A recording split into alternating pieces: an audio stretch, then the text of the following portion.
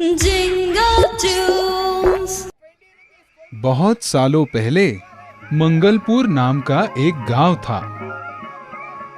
उस गांव के लोग कई तरह के व्यापार और खेती करके अपना गुजारा करते थे। सभी लोग एक दूसरे की मदद करते थे और खुशी से रहते थे। अपने नाम की तरह ही वो गांव मंगलमय था। लेकिन मंगलपुर गांव के बाहर एक घना जंगल था। एक दिन उस जंगल में एक बूढ़ी डायन आई। वो डायन रोज रात को गांव में आकर गांव की भेड़ बकरियां और पालतू जानवरों को पकड़ के जंगल ले जाती और उन्हें मारकर खाती थी। लेकिन गांव वालों को इसका कुछ भी अता पता नहीं था। इसलिए गांव के सारे लोग यही चिंता में रहते थे कि आखिर हमारे जानवर कौन चुराता है। लेकिन एक दिन उस डायन ने सोचा, बहुत दिन हुए मैं सिर्फ जानवर ही खा रही हूँ, पर अब गांव के मेरे सारे पसंदीदा जानवर भी खत्म हो गए और अब मुझे भी किसी छोटे बच्चे का मांस खाने की इच्छा हो रही है। ऐसा करती हूँ, अभी के अभी गांव में जाती हूँ और कोई छोटा बच्चा ढूंढती हूँ। डायन तुरंत ही गांव में गई और एक छोटे बच्चे को बोरी में डालकर जंगल में लेके जाने लगी। लेकिन तभी शिरपा नाम का एक लकड़हारा जंगल में लकड़ियां तोड़ रहा था। उसने डायन को बोरी लेकर जाते हुए देखा। उसे लगा कि जरूर कुछ ना कुछ गड़बड़ है, क्योंकि शिरपा ने इस बुढ़िया को गांव में पहले कभी नहीं देखा था। इसलिए डायन का पीछा करते हुए उसके झोपड़े तक पहुंच गया। अब डायन अंदर क्या क्या कर रही है ये देखने के लिए चोरी छुपे झोपड़े के खिड़की से शिरपा झांक रहा था। कितने दिनों से छोटे बच्चे का मांस खाने की मेरी ख्वाहिश आज जाकर पूरी होने वाली है। मैं जल्द से जल्द अब इसे मजे लेकर खाऊंगी। डायन ने अपनी ही खुशी की धुन में गलती से झोपड़े का दरवाजा थोड़ा खुला ही छोड़ दिया था। शिरपा ने उसके बाद एक तरकीब लड़ाई। उसने डायन के झोपड़े के दरवाजे पर दस्तक देते हुए पूछा, कोई है घर में? कौन है? मैं एक लकड़हारा हूँ बुढ़िया, थोड़ा पानी मिलेगा पीने को? दरवाजे पर दस्तक सुनते ही डायन गड़बड़ा गई।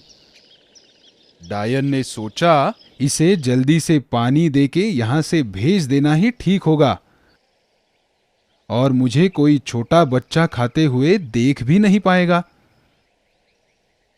दस्तक देने के बाद अब डायन अंदर क्या कर रही है ये सब भी शिरपा ने बड़ी चालाकी से दरवाजे के दहलीज से झांककर चोरी चोरी देख लिया। डायन ने झट से अपनी बोरी छुपाई और डायन दरवाजे पर आके बोली, हाँ बाबा, देती हूँ पानी। थोड़ी देर रुको, मैं कुएं से अभी पानी लेके आती हूँ। डायन के जाते ही शिरपा ने बच्चे को बोरी से कैसे तैसे बाहर निकाला और बच्चे को घर भागने को कहा। बेचारा बच्चा भी डायन से बहुत घबराया हुआ था। वो तुरंत ही अपनी घर की ओर दौड़ा। उसके बाद शिरपा ने कुछ सामान भरकर वो बोरी पहले जैसे ही छुपा दी। कुछ देर बाद डायन कुएं से पानी लेकर वापस आ गई। शिरपा ने डायन से कहा, अरे बुढ़िया, आप जंगल में अकेले रहते हो, आपको डर नहीं लगता? इस पे डायन हंसकर बोली, डर और मुझे तुम्हें बताती हूँ। असल में मैं एक चुड़ैल हूँ। मुझे छोटे बच्चों का मांस खाने में बहुत पसंद है। वह बोरी देख रहे हो, उसमें मैंने आज ही भगाया हुआ एक बच्चा छिपा के रखा है। ऐसा क्या? लेकिन आप गांव की तरफ अकेले जाते हो, आपको डर नहीं लगता? गांव वालों ने आपको देखा और पकड़ के मारा तो? अरे मुझे मारना इतना आसान नहीं है। अरे मेरी जान तो इस झाड़ू में है। जब तक ये झाड़ू टूटता नहीं, तब तक मुझे कुछ भी नहीं हो सकता। ये सुनते ही शिरपा ने सोचा, अब अगर इस डायन से पीछा छुड़ाना हो तो कोई न कोई तरकीब तो लड़ानी ही होगी। शिरपा ने डायन से कहा, मुझे भी छोटे बच्चे खाना बहुत पसंद है। अभी अभी मुझे तुम्हारे ही झोपड़े में छोटे बच्चे की बू आ रही थी। ढूंढने पर मुझे यही एक बोरी में एक छोटा बच्चा मिला और मैंने तुरंत उसको सफा चट कर दिया। बहुत ही स्वादिष्ट था। वाह वाह, मजा आ गया। ये जानने के बाद डायन को काफी गुस्सा आया, क्योंकि वो छोटा बच्चा तो डायन खुद मजे लेके खाना चाहती थी। डायन तुरंत जाकर बोरी निकालकर देखती है तो सच में उसे बोरी में बच्चा नजर नहीं आता। वो गुस्से से लाल होती है और चिल्ला के शिरपा को पूछती है, तुम तो एक साधारण लकड़हारे नजर आते हो। जरूर तुमने ही उस छोटे बच्चे को भगाया होगा। मेरे सामने कुछ भी मत बको। अरे हाँ, मैं लकड़हारा हूँ, लेकिन वो सिर्फ बाहर के लोगों के लिए। असल में तो मैं एक मांत्रिक हूँ। मुझे भी काली जादू आती है और मुझे तो खाने में छोटे बच्चे ही बहुत पसंद है। आज तक मैंने अपने काले जादू की शक्ति से कई सारे छोटे बच्चे खाए हैं। डायन बहुत ज्यादा गुस्से से शिरपा को कहती है, लेकिन वो छोटा बच्चा तो मैंने खुद बड़ी मुश्किल से भगाया था, और तुम उसे कैसे खा सकते हो? वो तो केवल मेरा ही शिकार था। अरे बुरा मत मानो, मैंने आपकी शिकार खाई है। अब मैं ही आपको एक छोटा बच्चा ला कर देता हूँ। अब आप गुस्सा ठंडा कीजिए और बस थोड़ा सा इंतजार कीजिए। हाँ चलो ठीक है, लेकिन तुम्हें तो अब गांव पहुंचने में बहुत देर लगेगी।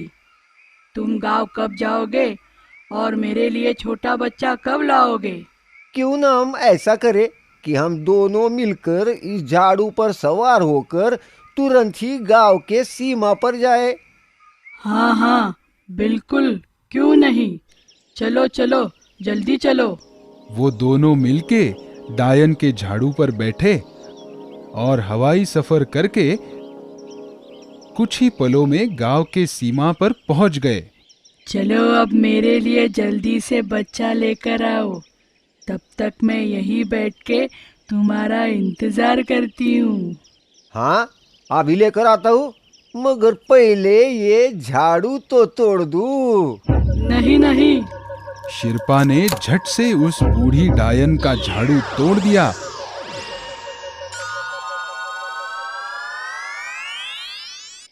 और उसे पीटने लगा। तब तक वो छोटा बच्चा भी गांव वालों को लेकर वहां पहुंचता है। झाड़ू टूटने से अब डायन को हमेशा के लिए मारने का रास्ता साफ हो चुका था। सभी गांव वालों ने मिलकर डायन को खूब मारा और दुष्ट बूढ़ी डायन का इस प्रकार सर्वनाश हो गया। पश्चात सभी गांव वालों ने शिरपा की बहुत तारीफ की और फिर एक बार सब गांव वाले पहले जैसे मंगलपुर में खुशी से रहने लगे। तात्पर्य, कितना भी ताकतवर दुश्मन या संकट क्यों न हो, हम उस संकट पे संयम रखकर और कोई न कोई तरकीब लड़ाकर मार्ग अवश्य निकाल सकते हैं। हम आपके लिए हमेशा नई कहानियाँ और नए गाने लेकर आते रहेंगे। तब तक आप गाते और देखते रहिए jingle Toons jingle Toons jingle Toons.